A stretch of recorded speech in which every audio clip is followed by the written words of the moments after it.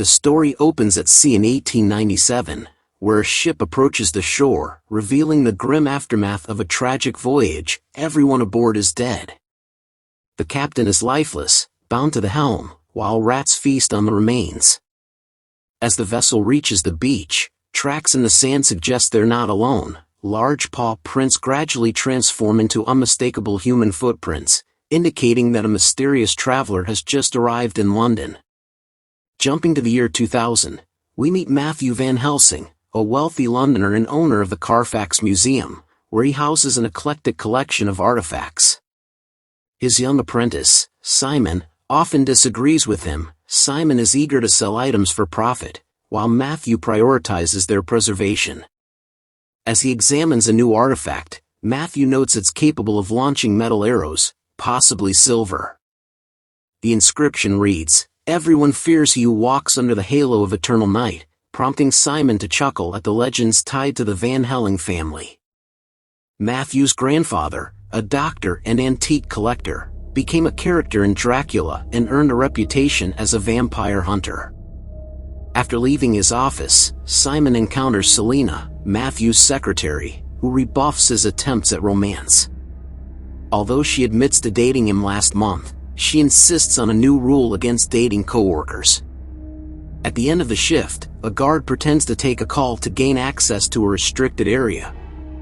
He overpowers the actual security guards and lets in his accomplices. This imposter, named Trick, handles the technological aspects of the heist, hacking passwords and disabling security systems. The gang's leader, Marcus, coordinates the operation, successfully bypassing voice recognition and retinal scanning. When they finally open the safe, they find an interior resembling a crypt, illuminated by flashlights. They're surprised to discover the room filled with old furniture, chandeliers, books, and several crucifixes.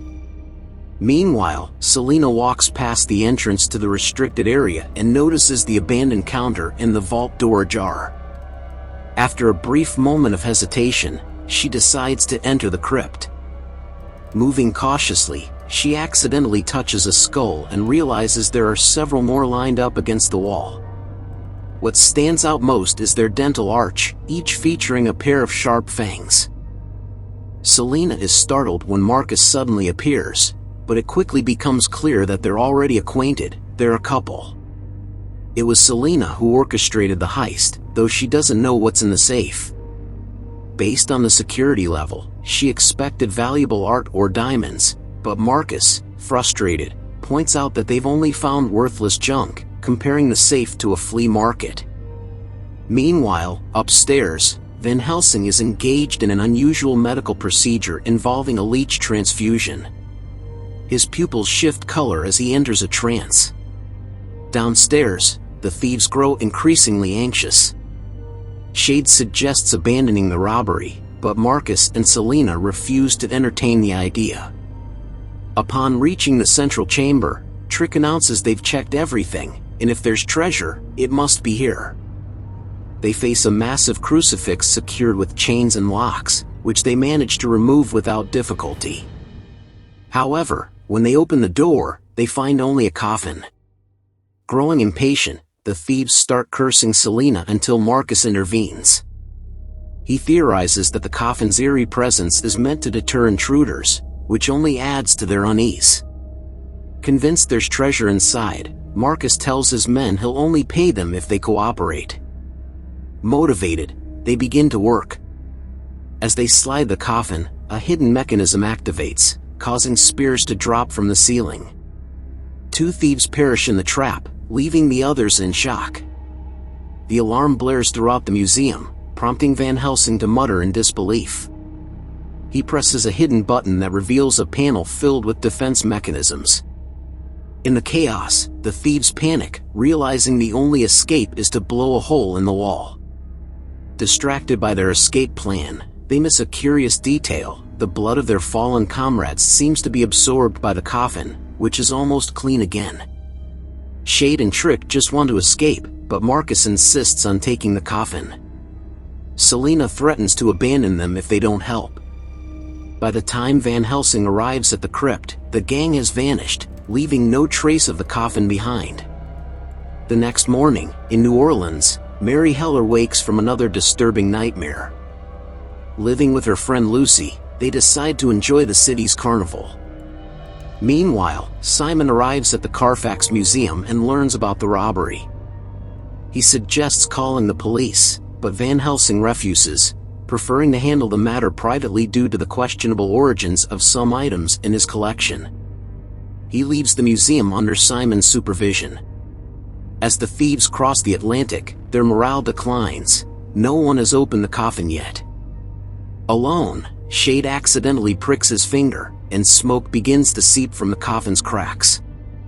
Alarmed, he realizes the smoke flows under the decorative cross, which he discovers is movable. After finally opening the lid, he's horrified to find a dangerous occupant inside, shackled and wearing an iron helmet. His shock turns to curiosity as he notices leeches on the body. Leaning in closer, he attempts to remove one, but it latches onto his eyelid. In a panic, he yanks it off and crushes it, but his curiosity drives him even closer. Spotting a ruby-encrusted crucifix, he foolishly removes it, awakening the figure in the coffin. As Shade is seized by the revived occupant, Trick, hearing the commotion, checks on him and discovers the closed coffin. He sees signs of a struggle and hears banging from the back door. When he peers through the entrance, the metal helmet falls and startles him. He notices the chains are now loose, and cautiously opens the lid, screaming at the sight of Shade inside. In the chaos, Trick slips and falls backward, meeting his end at the hands of the vampire.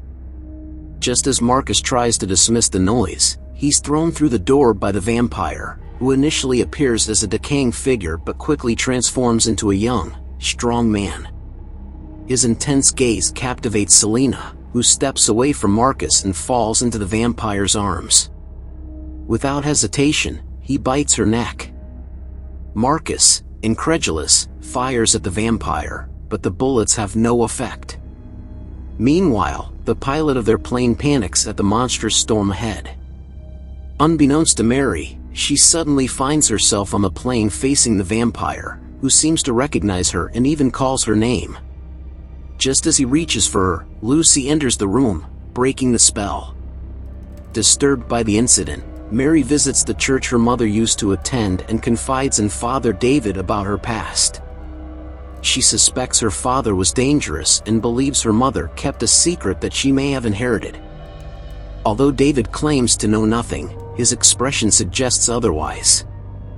Hours later, Van Helsing arrives at the airport in New Orleans and sees news of the suspicious plane crash.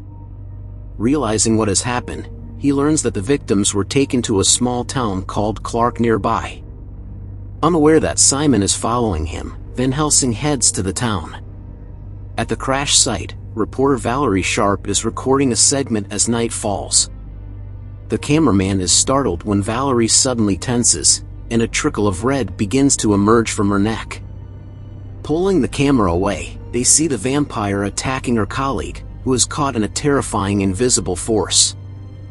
Hi movie buffs, don't forget to hit the subscribe, like, share, and bell button. It's free and it really helps. You'll be notified of each new recap. The vampire opens the door, and despite her fear, Valerie doesn't resist his outstretched hand. That night, Van Helsing arrives at the site of the plane crash victims. He isn't surprised to find some bags empty, but he is startled by Simon's arrival. Van Helsing tries to warn Simon about what he's about to witness, but it doesn't help much. As he opens one of the bags, he finds Selena and moves to attack her, causing Simon to intervene in shock. In a moment of horror, Selena resurrects, leaping away with an impossible bound. Shade appears next, and this time, Simon steps back as Van Helsing quickly explains that these individuals are the living dead. Simon listens in astonishment as Van Helsing gives him instructions on how to proceed. The next to revive is Marcus, who laughs at Simon holding a cross, but soon realizes his mistake. The crucifix is a retractable stake, and Marcus meets a grim fate. One by one, the gang's undead attempt to attack Van Helsing and Simon, who defend themselves with silver bullets and sharp stakes. Just as Simon is about to finish off Selina, police sirens blare. The officers find her pinned to the wall, and Van Helsing explains the situation. Dracula was never a fictional character. When he came to London over a century ago, Van Helsing vowed to defeat him. Unlike his descendants, Dracula doesn't die. The only option was to capture him and imprison him in a crypt, which Van Helsing cleverly accomplished by tricking Dracula and using a team to pierce his heart from 4 sides. Van Helsing then locked him in a coffin to prolong his own life until a permanent solution could be found. He discovered that feeding on Dracula's blood through leeches allowed him to live long without becoming a vampire. Stunned by this revelation, Simon suspects Van Helsing is hiding more and asks how he knew Dracula would come to the city. Van Helsing reveals his final secret, his daughter Mary. Mary continues to suffer from nightmares and visions while seeking solace in the church. Meanwhile, Selina puts on a show of composure at the police station, captivating the officers and the doctor so much that they barely notice someone arriving behind them. The interrogation ends with a banquet for the 2 vampires. Simon and Van Helsing search for Mary, but chaos reigns in the city. Dracula finds Lucy at the shop where she and Mary work. He asks about Mary, and Lucy invites him in without hesitation, explaining that they've redecorated the house her mother left them to eliminate the religious ambience. Dracula approves of their choices, but when Lucy offers coffee, he makes it clear what he prefers to drink. As they chat, Mary senses something is wrong and tries to find her friend at the store, only to run into Simon, who claims to be a friend of her father. They haven't spoken in 12 years, so Mary doesn't trust him. Just then, a man approaches Simon asking for money. He tries to brush off the beggar, but when attacked, he realizes it's Marcus seeking revenge. This time, Simon knows what to do and ends the fight by decapitating Marcus. Meanwhile, Van Helsing arrives at his ex-wife's house searching for Mary, only to confront Dracula, who claims Mary belongs to him, having inherited the blood stolen by Van Helsing. This blood is what makes her special. Moments later, Mary returns home and receives a strange call from Lucy, who claims to be with Mary's father before abruptly hanging up. Worried, Mary heads to Lucy's room but finds Van Helsing there, defeated. Lucy soon arrives with Valerie and Selina, and the 3 begin tormenting Mary until Dracula himself appears, chasing her while shifting between his human form and a wolf.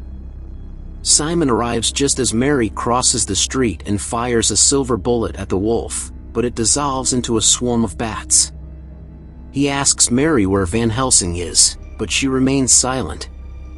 They decide to spend the night at the church. Now aware of her origins, Mary feels despondent about her fate, realizing she's been connected to this monster since birth. Simon, feeling indebted to her father, promises to protect her. He gives her a cross that can turn into a stake, and together they begin to study vampire lore, seeking a connection that can defeat him. Their research is interrupted when Dracula himself appears, showing no fear of the church or the Bible. Simon tells Mary to run and faces Dracula alone. The vampire vanishes from the library, pursuing Mary in the cemetery. The chase is lopsided. Dracula can sense her presence. Simon arrives too late, and they both disappear. He searches the city for Mary but is soon captured by the trio of vampire women, who confuse him. True to his principles, he manages to break free from Valerie but is knocked out shortly after. Dracula takes Marana to a terrace overlooking a party, where he reveals his greatest secret: his real name is Judas. His endless existence is a punishment for the betrayal at the Last Supper, his soul traded for silver coins. After seeking redemption, he cursed himself to wander eternally as a leech. Moved by his loneliness, Mary kisses him, and he takes her to his allies, where Simon and Dracula want Mary to feed on him. To her friend's surprise, she agrees. As they protest, Dracula realizes the bite ends too quickly. Mary explains that Simon is a vampire hunter, even transformed. He won't leave them in peace. She declares she wants his head. Dracula permits her to take the fatal blow, but at the last second, Lucy realizes Simon's neck hasn't been bitten. Mary alters her aim, and it's Lucy's head that goes flying instead. Simon manages to free himself and fights Selina until she is defeated. Mary confronts Dracula, who claims her efforts are futile. He cannot die because no one wants him on the other side. No matter what she does, he will always return. Mary insists on testing this theory and jumps off the terrace with him, leaving him tied with a rope. Her fall has little effect due to her semi-human nature. In a moment of mercy, Dracula declares her free, and she reverts to being a normal girl. As dawn breaks, Dracula is consumed by flames, and Mary takes her father's surname, vowing to guard Dracula's ashes for as long as she lives. Thanks for watching. If there's anything you would like to see, let me know in the comments below. Until next time, stay safe.